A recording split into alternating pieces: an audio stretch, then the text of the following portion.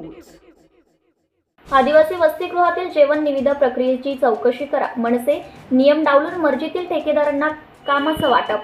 यवतमाळ जिल्ह्यातील आदिवासी वसतिगृहांमध्ये जेवणाच्या निविदा प्रक्रियेत मोठ्या प्रमाणात घोळ असून सन 2023-24 नंतर NICची कोणतीच प्रक्रिया पार न पडता मर्जीतील ठेकेदारांना जेवणाच्या कामाचं वाटप करण्यात आले। या विषयाची चौकशीची मागणी मनसेच्या वतीने आदिवासी मंत्री जिल्हाधिकारी यांना दिलेल्या निवेदनातून मनसेच्या वतीने जिल्हाध्यक्ष देवा शिवरामवार अनिल हमदापुरे यांनी केली। यवतमाळ जिल्हा आदिवासी बहुल जिल्हा असून जिल्ह्यातील वसतिगृहात विद्यार्थ्यांना दिल्या जाणाऱ्या जेवणात मोठ्या प्रमाणात तक्रारी अनियमितता आढळते।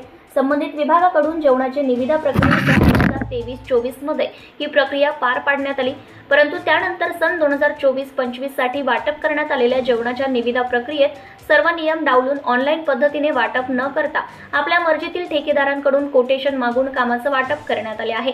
दर महिन्याला संबंधित ठेकेदाराला 5 ते 7 लाखांचं बिल निघते। असं पाहता 10 महिन्याचे बिल अंदाजे 70 लाखांच्या जवळपास असताना सुद्धा ऑनलाईन पद्धत न वापरता कोटेशन करून मर्जीच्या ठेकेदारांना कामाचं वाटप करण्यात आले। संबंधित विभागाने सन 2023-24च्या ठेकेदारांकडून ठरवण्यात आलेल्या रकमेवर कोणत्याच प्रकारची वाढ होणार नाही अशा स्वरूपाचा करारनामा लिहून घेतला आणि नंतर सन 2024-25 मध्ये आपल्या मर्जीतील ठेकेदारांना जुन्या ठरलेल्या दरांवर 20% वाढ देऊन संपूर्ण जिल्ह्यातील वसतिगृहातील जेवणाच्या कामाचं वाटप करण्यात आले। ही सर्व प्रक्रिया संशयास्पद असून मोठ्या प्रमाणात अधिकारी आणि ठेकेदार यांच्यात आर्थिक देवाणघेवाण होण्याची दाट शक्यता असून ही सर्व प्रक्रिया पार पाडताना कोणत्याच प्रकारचे शासकीय नियम न पाळता सरसकटपणे आपल्या मर्जीतील ठेकेदारांना कामाचे वाटप करण्यात आल्याचा आरोप मनसेने अनिल हमदापुरे यांनी केला आहे। असाच प्रकार संपूर्ण महाराष्ट्रात झाला असून ही सर्व प्रक्रिया वादाच्या व संशयाच्या भोवऱ्यात आहे।